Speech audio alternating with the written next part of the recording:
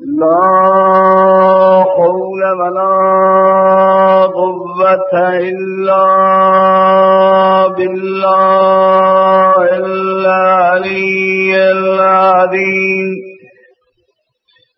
حسبنا الله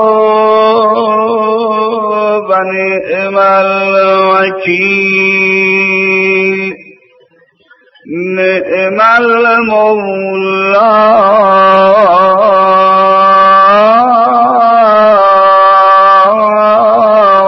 ونعم النصير. الحمد لله رب العالمين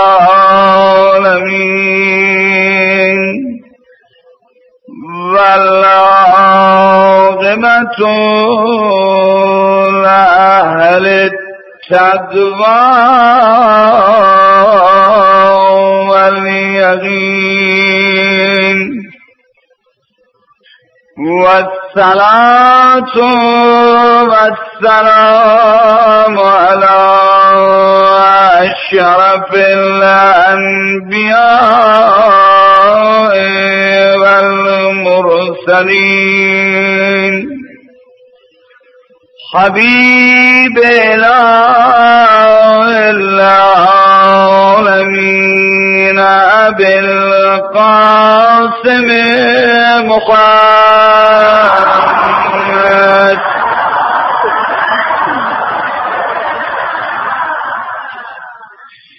صلى الله عليه وآله المعصومين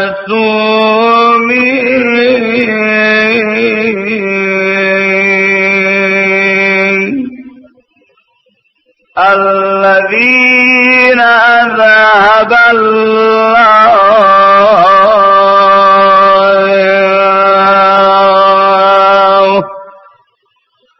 عنهم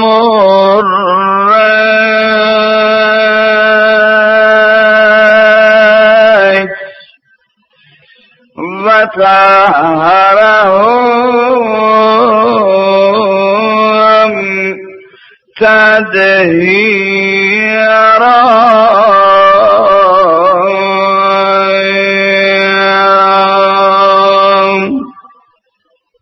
سيما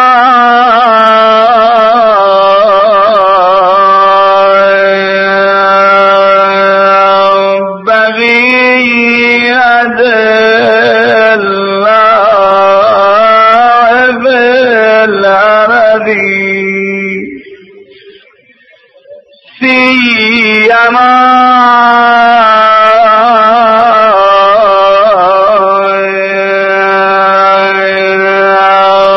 بقية الله في الأرض.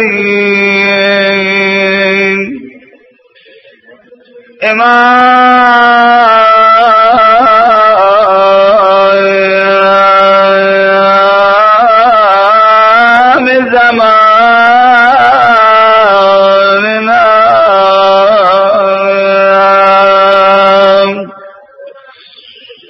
وولي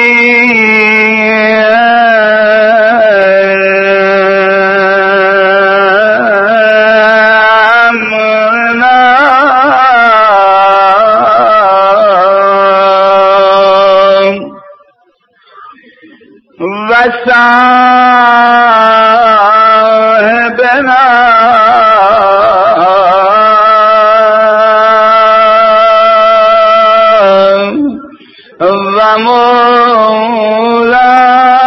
ومولانا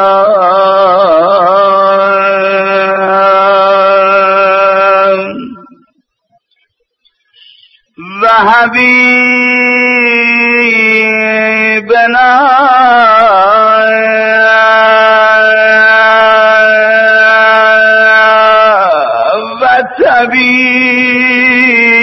وطبيبنا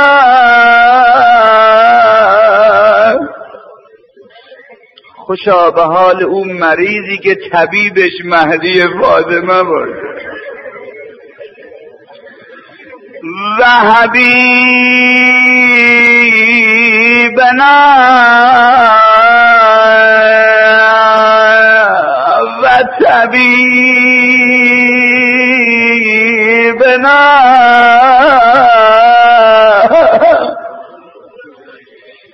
و انیسنا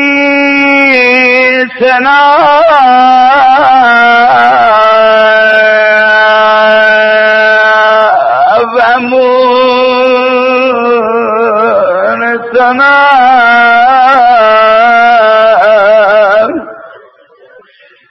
شهو الحزین و غیاظ المضطر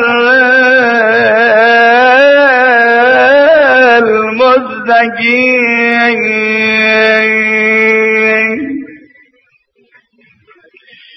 روحی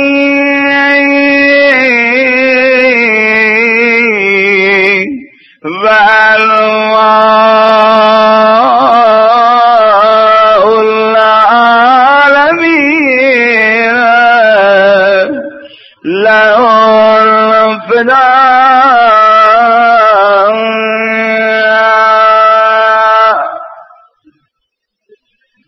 چون که شود روز جمعه دل نگرانی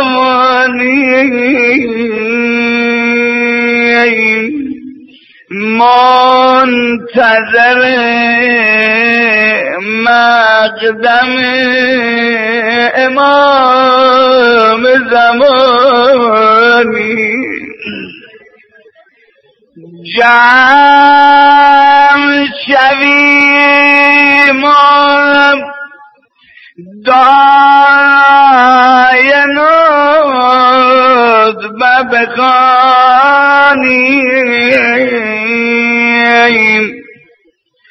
تا که شود آشکار آن شه خوب.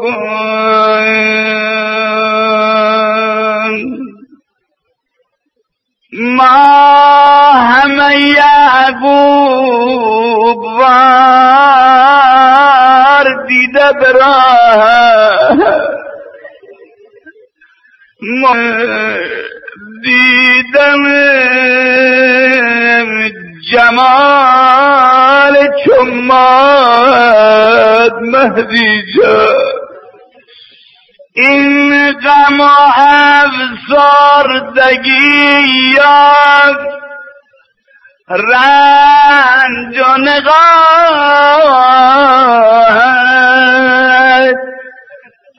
گشته پدید از فراغت ای مهتابان.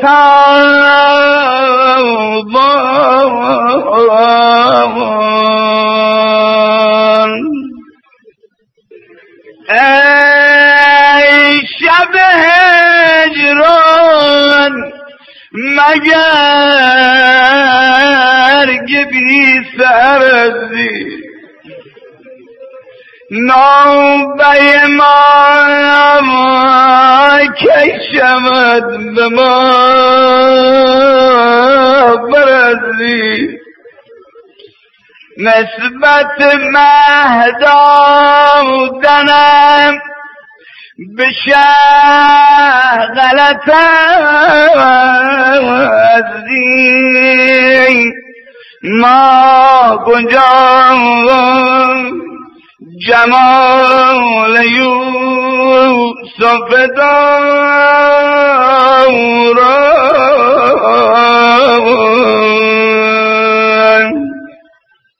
شمس و قمر شعله‌ای ز مشعل رویش ظلمت امکان سواد طره مویش یوسف کنعان گلی ز گلشن رویش شاه حجازی بود نبرده کنعان شاه حجازی بود نبرده کنعان کافی مسکین ز بهر دیدن رویش گشته چو مجنون اسیر بر سر کویت تشنه یک جام وصلت است ز جویم جام وصالت رسان به کام گدایان.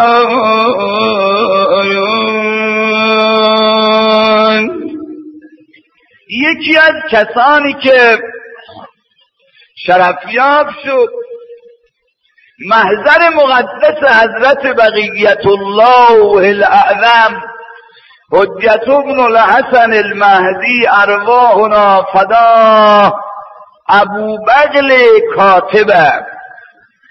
ابو بغل کاتب در زمان مستنصر مورد تعقیب خلیفه بود. خیلی خلیفه در مقام تعقیب بود او رو پیدا کنن بکشدش. این بنده خودم فراری بود.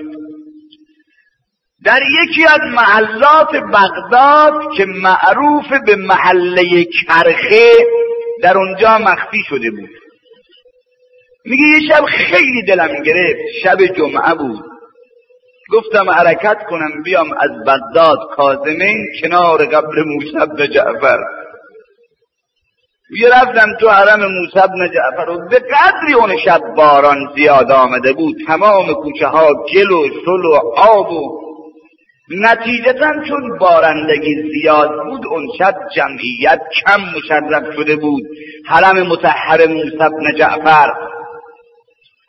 میگه من تو حرم بودم، دار پیرمرد آمد در حرم رو ببنده.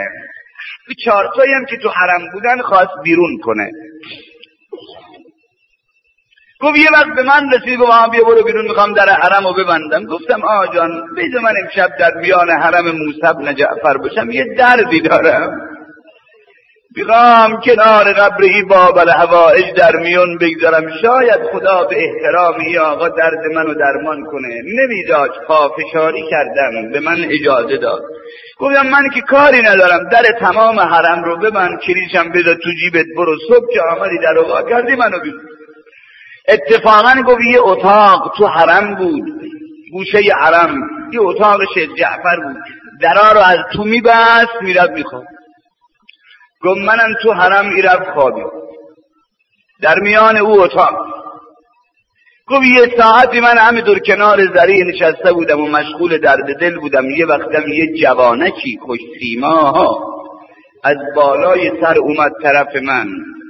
گفت ابو بغل کاتب چته؟ گفتم آقا یه گرفتاری دارم متوسل شدم. گفت چرا متوسل به امام زمانت نمیشی؟ یادم داد 2 رکعت نماز خوندم. اون 2 رکعت نماز رو وقتی من خوندم، گفت بعد از نماز همچی بخوان آدابی داره، رسومی داره که من 1 سال به مناسبت نیمه شعبان این 2 رکعت نماز رو چاپ کردم 50,000 شماره و توزیع کردم و پخش کردم. بسیار نماز مؤثری است آقا، چیز عجیبی برای حوائج. لا اله الا الله اینو به من یاد داد و همینطور رفت طرف بالاتر. من مشغول نماز شدم، نمازم تموم شد، دعاهایی که گفته بود خوندم. یک وقت من متوجه شدم که خدایا این شیخ جعفر کلید داره که در حرمو بسته بود، این جوان از کجا اومد؟ آمدم دور حرم، هر چه نگاه کردم کسی رو ندیدم. آمدم در اتاق شیخ جعفر کلیددار در زدم.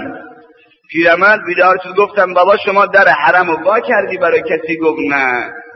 گفتم که این جوان پس کی بود؟ گفت کدام جوان؟ گفتم یه جوانی بود به این نشانه و این علامت. گفت این جوان خیلی از شبها میاد اینجا برای زیارت موسی بن جعفر و جواد الائمه. گفتم این جوانی کیه؟ گفت این آقا پسر فاطمه حضرت مهدیه، حجت ابن الحسن، دادرس شیعه، طبیب دردها.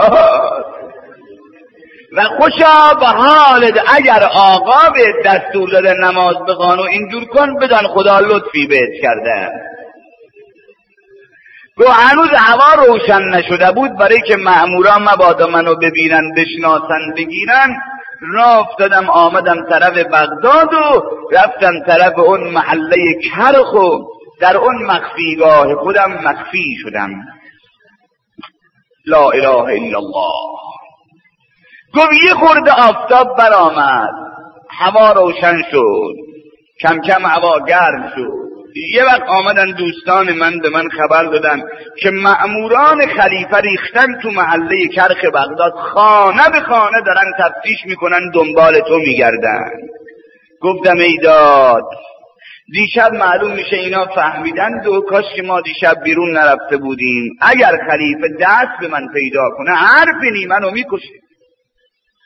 یه وقت مأمورا رسیدن به این خانه‌ای که من توش وقفی بودم. یه وقتم اومدن بالا و ما رو دستگیر کردن و بردن تو کاخ. پهلو خلیفه بود. من دیگه قطع امیدم شده بود از زنده بودن. آقا تا چشم خلیفه به من افتاد، بلند شد منو بغل کرد، پهلوی خودش نشاند. صدا داد ابو بغل کاتب. گفتم بله. گفت مگه ما به تو چی کرده بودیم که تو رفتی شکایت ما را به امام زمان کردی، گله ما را به ولی عهد کردی و اصلا منو خلاص کرد، قرار منع تعقیب منو صادر کرد، نجاتم داد. آی شیعه ها در هر کجا هستید، اگر معتقد به امام زمانی، دست از امام زمانتون بر ندارید، چه در گرفتاری ها چه در راحتی ها. فراموش نکنید حضرت مهدی را سلام الله. چون امروز روز جمعه آخر مهدی است، دیگه این هفته جلسه تعطیل می شود تا چند هفته انشاءالله بعد از عاشورا باز اعلان میکنیم و رفقا و برادرها و خواهرها میام. دلم میخواد امروز بله متوسل به این جهت بشم. مرحوم مقدس اردبیلی رضوان الله تعالی علیه، مقدس اردبیلی میگه چندین سفر ما پیاده اومدیم کربلا. خدا انشاءالله همتون رو قسمت کنه. آی مردم دیگه نزدیک ماه محرم ها، واقعا صبح جمعه از خدا بخواین خدا اون چه زودتری راه کربلا رو به روی ما واکنه، بریم کربلا. ما که مردیم، حسین در فراغت. مقدس اردبیلی میگه با یه مشت طلبه ها پیاده میومدیم کربلا. تو رای آقا طلبه خیلی متدین با حال خوبی بود، گاهی برامون یه توسلی به آقا سید الشهدا پیدا میکرد.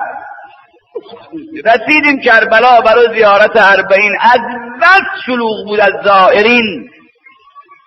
یک وقت دیدم نمیشه بریم تو حرم مطهر سید الشهدا. به این طلبه ها گفتم همین گوشه سن بیستیم زیارت بکنیم، مزاحم زوار نشیم.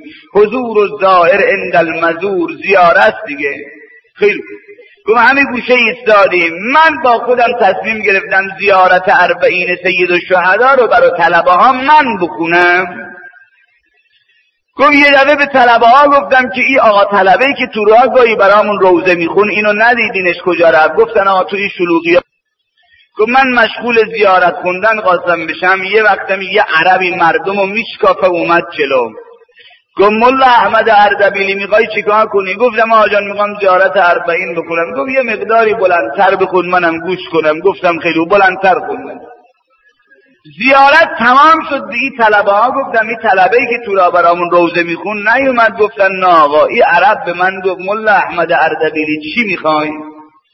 گفتم آقا یه نفر بود از این طلبه ها تو را برامون روزه میخون. گفت دلت میخواد من برات روزه بخونم؟ یک مرتبه دیدم این عرب یه نگاهی کرد به قبر ابی عبدالله. از طرز نگاه کردنش ما را منقلب کرد. 2 کلمه هم بیشتر نگفتا. یک وقت ما مشغول گریه شدیم، یه دفعه نگاه کردیم دیگه کسی رو ندیدیم، فهمیدیم این آقا امام زمان بود. یه مرتبه صدا زد یا ابا عبدالله، یا ابا عبدالله، نه من و نه این مقدس اردبیلی و این طلبه ها. خودشو یه بر حساب کرد ما رو یه طرف. نه من و نه این مقدس اردبیلی و این طلبه ها هیچ کدام یادمون نمیده از اون ساعتی که خواستی از زینب جدا بشی. این روزه رو امام زمان دوست داره. منم جمعه وداع میخوام این روزه رو براتون بخونم. ایما زن و بچه میان قیمان جزدن، همه دل خوشن حسین داره. آی گرفتارها، آی گرفتارها، مریض دارها، درد دارها. ای وقت صدای حسین شنیدن از میان خیمه ها بیرون اومدن، دور حسین رو گرفتن. یه وقت یکی صدا میزنه حسین جان بیا ما را به مدینه برگردو. یکی صدا میزنه حسین آقا با این زن و بچه چه کنم توی بیابان. تمام زنها و بیبی‌ها رو ساکت کرد امام حسین، اما دید اونی که مشکل ساکت کردنش زینب و نمیشه ساکتش کرد. و اشار بیدی علیه قلب اغنه. ای اشاره کرد به دل زینب. نمیدونم این امام، این ولی الله، این حجت الله، این خلیفت الله، این نماینده رسمی حق با او اشاره به دل زینب شکرد. همین قد بهتون بگم کاری کرد. زینبی که 2 دستی چسبیده بود میگفت نمیزنم بری. یه دفعه یه حالی پیدا کرد، صدا زد حسین میخوای بری برو داده. های حسین،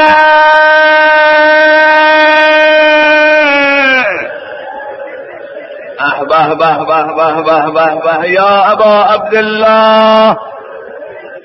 سوار بر ذوالجنا شد و روانه میدان. ذوالجنا ای عرش پیمان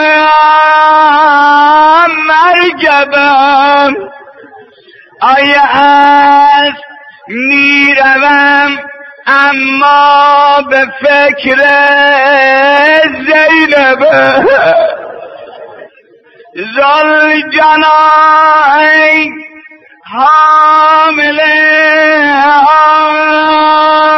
آیات نور، آیا از باید امشب رفت تا کنج تنور. یه چند قدمی رفت، یه وقت دید یه نفر از عقب سره صدا میزنه مهلا مهلا یا ابن الزهرا، مهلا مهلا یا ابن الزهرا. گوش کن آقا، بوی محرم ابی عبدالله داره میاد. میدونید ایام چه ایامیه؟ ایامیه زن و بچه امام حسین تو بیابونا دارن میان کربلا. من دلم میخواد این سیل جمعیت از برادرها امروزی دکمه های سینه ها رو وا کنن، سینه بزنیم. بله حسینی ها، ای دست ها امروز خدمت کنه. مهلا مهلا یا ابن الزهرا.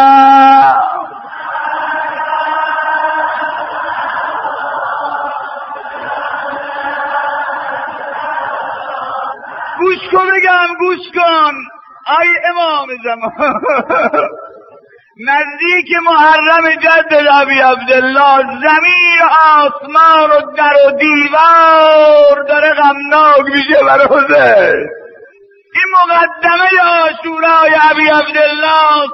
دلم میخواد یه عنایتی کنی صبح جمعه بی سیل جمعیت یه برات زیارت امام حسین بینا بدی و همین زودی ها راه کربلا باشه، بریم کربلا گوشه صحن ابی عبدالله. یک صبح جمعه جلسه دعای ندبه بگذاریم و سینه بزنیم.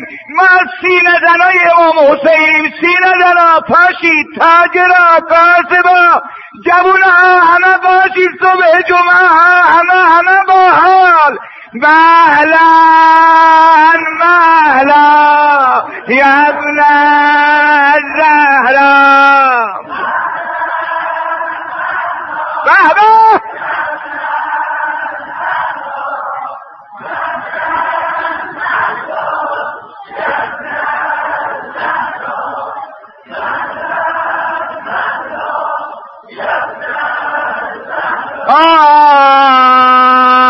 یه وقت روشو برگردون، دید زینب داره بیا.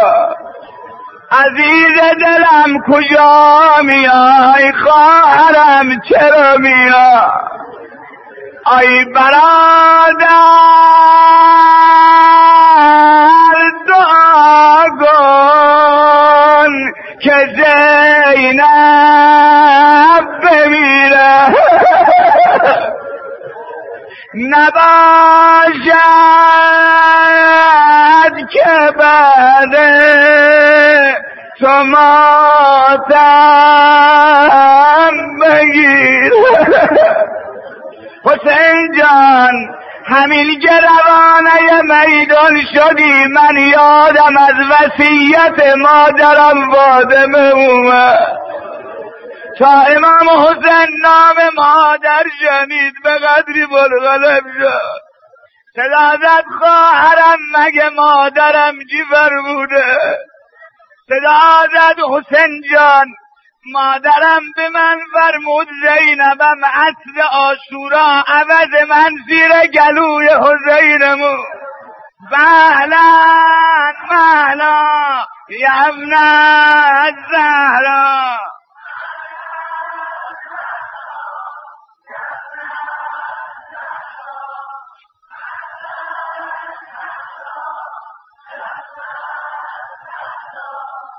آبروی امام حسین این مردم از حسین جدا نکن. خدای علاقه ما و بچه همونو به امام حسین زیادتر کن. به آبروی حسین در خونت درد هممونو امروز دوا کن. حوائج هممونو برآور. اللهم صل على محمد و آل محمد. عبدالله ابن جعفر شوهر بیبی زینبه، پسر برادر امیرالمؤمنینه، پسر جعفر طیاره. یه رو اومد پیش امیرالمؤمنین علیه السلام، صدا داد عمو جان، علی جان، من میخوام ازدواج کنم، زن بگیرم، دومات شم. هر چه مطالعه کردم، فکر کردم چه دختری رو بگیرم از نظر دین ایمان برام نافع باشه، صدمه و لطمه‌ای برای دینم نداشته باشه، به مثل دختر عموم زینب کسی را پیدا نکردم. دلم میخواد دختر عمومو خواستگاری کنم برای خودم. شما دخترتو به من میدی، کسی رم واسطه نکردم، خودم و شما. امیرالمومنین فرمود پسر برادرم عبدالله جون، اون که من دلم میخواد در یه دومادم باشه در تو هست: دیانت، سخاوت، شهامت، شجاعت، رشادت، فتوت، مروت، مردانگی، همه چی درت هست. فقط چیزی کار سر یه نکته، اگر در اون جهت میتونی حل کنی مشکل رو، بسم الله. و اون این: پسر برادرم 6 نفر در این عالم اومدن مثل این 6 تا دیگه چشم روزگار ندیده که اینقدر 6 تا علاقه به هم داشته باشن. پسر برادرم در این عالم پدری و پسری به مثل یعقوب و یوسف نیومده اینقدر همو بخوان. پسر برادرم پدر و دختری هم در این عالم مثل پیغمبر و زهرا دیگه نیومده اینقدر بابا دختر بخواد و اینقدر دختر پدر رو بخواد. پسر برادرم در این عالم خواهر و برادری هم دیگه مثل زینب و حسین من نیومده که اینقدر همدیگه رو بخواد. اگر شما دختر من زینب رو میخوای باید این شرط در ضمن عقد رو بکنی که اگر یه روزی یه سفری برای حسینم پیش آمد کرد، حسینم خواست سفری بره، این زینب هم از شما جلوگیری ازش نکن. اینا نمیتونن بی هم زندگی کنن و این شرط رو در ضمن عقد میکنیم که فردا نتونی جلو بگیری شوهرش هم نمیدارم. نه، الان با این شرط شما این زنو میگیری. کوها جون مانین رفتن به بی زینب گفتن، بی هم موافقت کرد، دختر رو عقد کردن برای زینب آوردن خونه عبدالله ابن جعفر. تاریخ میگه رسم این بوده اون وقت دختر رو که خانه شوهر میبردن تا 3 روز از طرف خونه عروس خونه دوماد نمیرفتن، یه رسم محلیه. روز 3 مادر دختر میرفت اونجا، یه دیدنی از دخترش میکرد، احوال پرسی میکرد، میومد، بعد بقیه میرفتن. حالا روز 3 شده بمیرم زینب که مادر نداره، بره یه احوالی از دخترش بپرسد و بیا.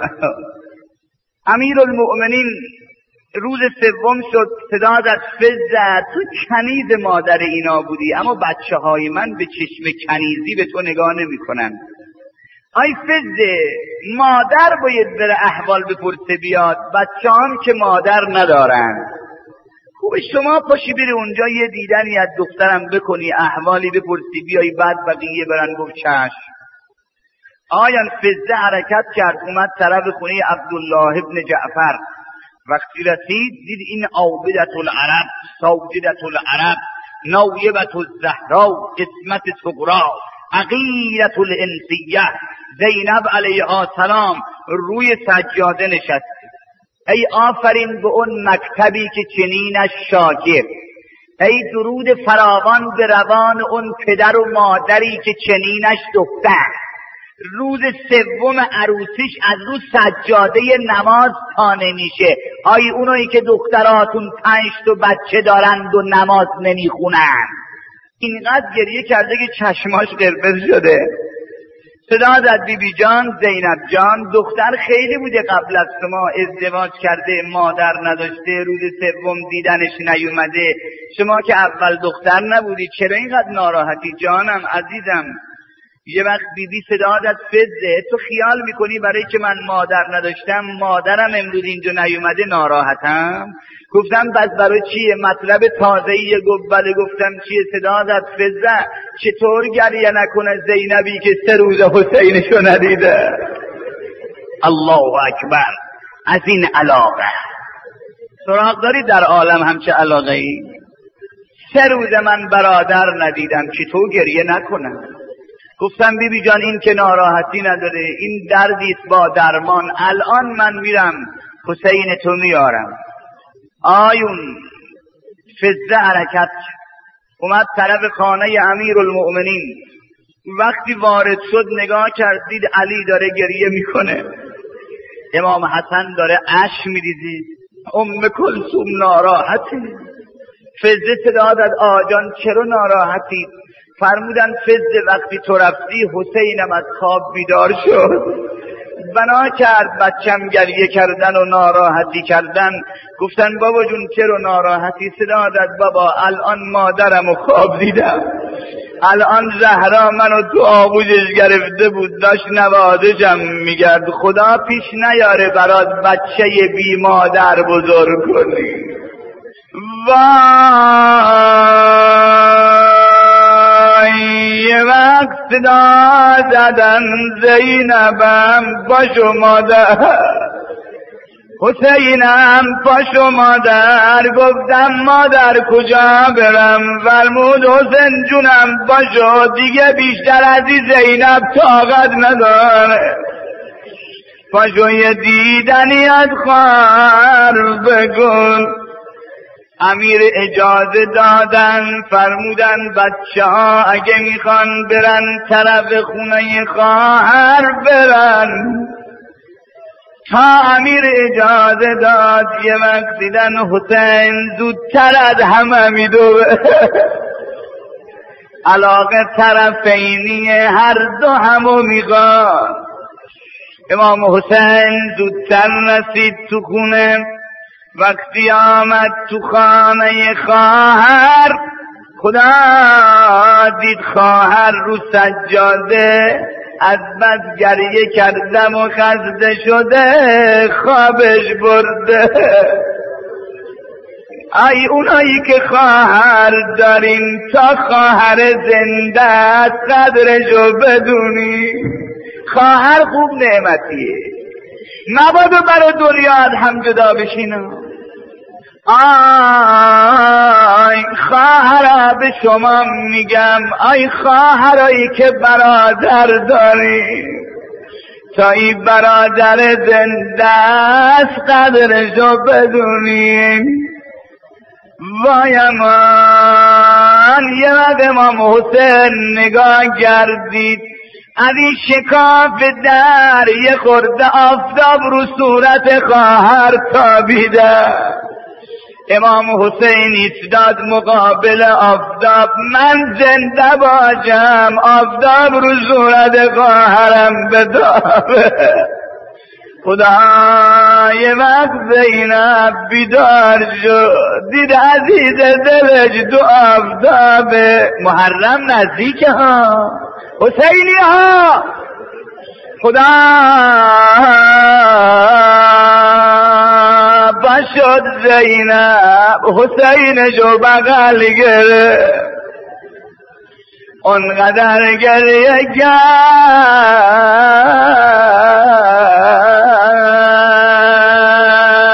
خدا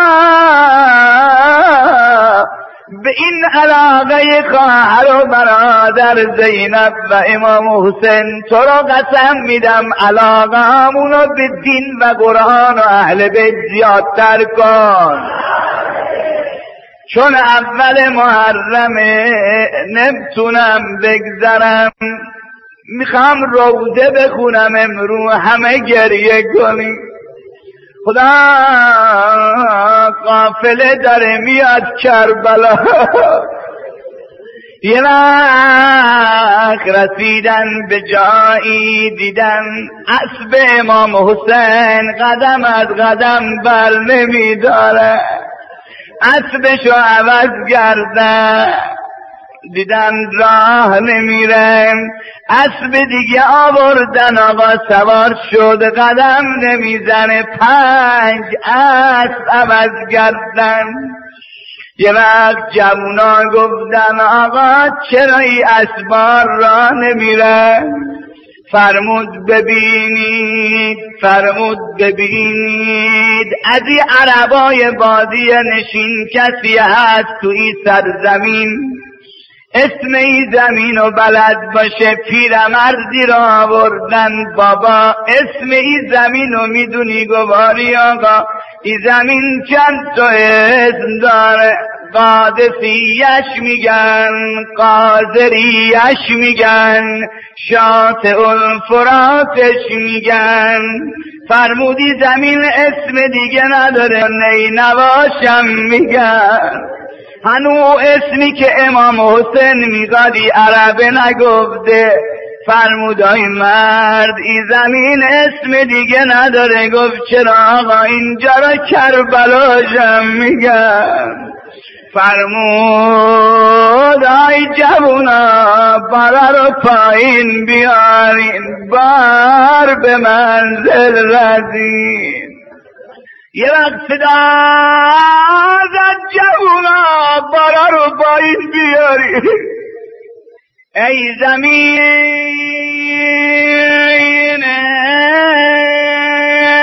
کربلا من ارمغان آوردم، دور کوچک اصغر شیرین زبان آوردم، ارمغان آوردم. حسینیا یه وقت صدا زد ای برادرم، ای پسر برادرم، ای محرما، اول برین زینب و بیاده کنید. آمدن دور محمل خانمو گرفتن، محترمان زینب و بیاده کردن. آفر تو ای روزگار، یه چند روزی بیشتر نگذشت باد همی زینب خواست سوار بشه. آیا هرچه نگاه کردید یه نفر نی کمکش کنه؟ خدا یه وقت روشو برگردون طرف گودال قتلگاه، صدا زد حسین جل باشو زینب دوزمون. های همه بگیم حسین